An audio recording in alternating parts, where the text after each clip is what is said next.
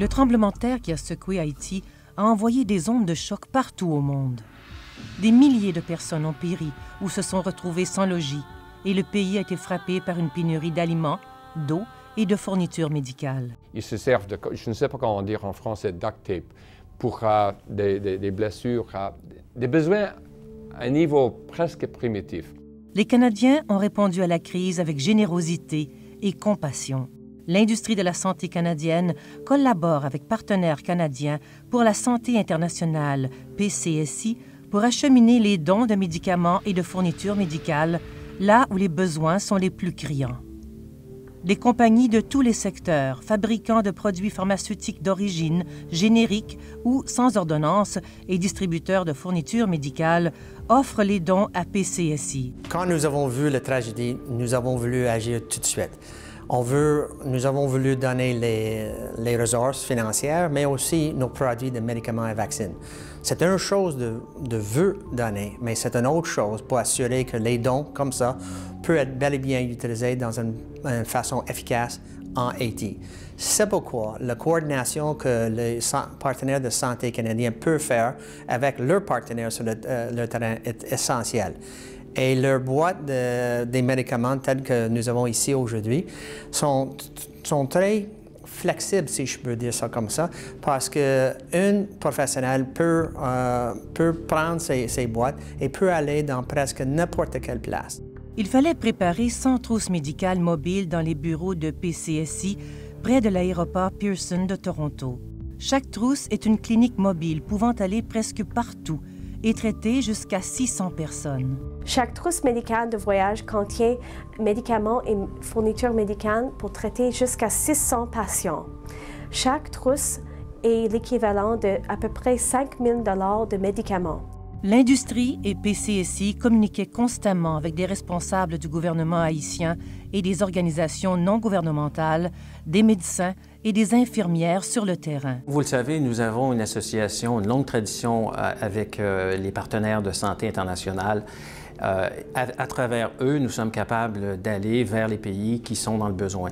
Ce qui est arrivé à Haïti nous touche. Ce qui est arrivé à Haïti, c'est une des pires tragédies que moi j'ai pu voir d'un pays qui n'est pas par ailleurs très favorisé. Après la corruption, après une indépendance très difficile, le sort semble s'acharner sur Haïti.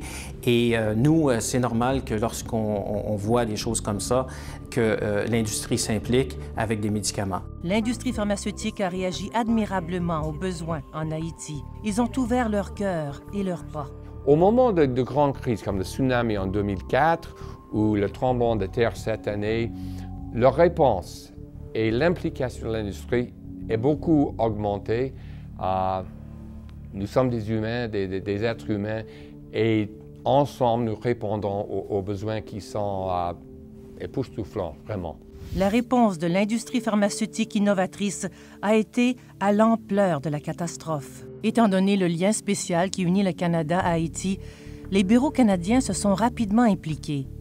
Je crois qu'en tant que témoin d'un tel désastre, nous voulions savoir, tant l'industrie que Roche Canada, ce que nous pouvions faire et à quelle vitesse. Selon nous, il fallait prendre des moyens rapides pour remettre un don en argent et des produits en nature. Espérons que ces dons aideront à la reconstruction et permettront de traiter des dizaines de milliers de patients. En plus de fournir des médicaments essentiels, plusieurs compagnies membres de RxCD ont décidé de doubler les contributions de leurs employés. Les dons ont atteint des niveaux records. En tant qu'industrie et qu'entreprise, nous nous sentons tenus de retourner l'ascenseur chaque fois que nous le pouvons. C'est avec une grande fierté que nous avons donné médicaments respiratoires, antibiotiques et autres articles de soins de santé essentiels. Bien entendu, il s'agit de s'entraider et d'encourager les employés de l'industrie et de GSK à participer aux efforts. Par exemple, la fondation GSK double chaque dollar donné par nos employés aux organismes de bienfaisance enregistrés. De plus, nous encourageons nos employés à faire du bénévolat dans leur communauté. Souvent, ils se retrouvent dans les entrepôts de PCSI à préparer des trousses contenant fournitures et médicaments essentiels. Tout le monde veut apporter son aide, à titre de fabricant de médicaments ou d'industrie qui aide les gens avec ses produits.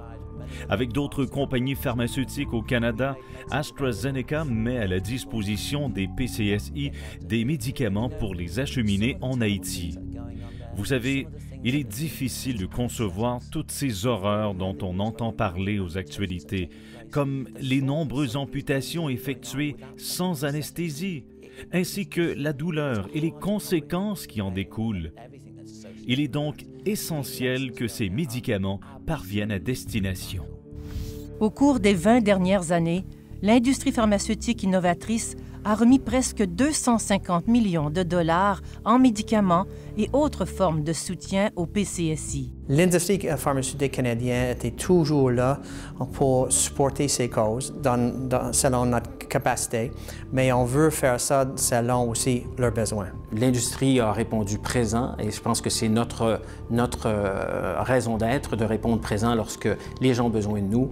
Et nous serons là non seulement dans les prochaines semaines, mais je pense que la reconstruction d'Haïti et les besoins en santé vont perdurer. Il faudra répondre présent encore pendant des mois et des mois. La réponse évolue pour passer à l'étape des efforts à long terme de reconstruction du pays. La solution d'aujourd'hui ne répond pas aux problèmes de demain. Et avec la perte d'infrastructures en Haïti, c'est un jeu à long terme. Et ça, c'est l'engagement de partenaires de santé.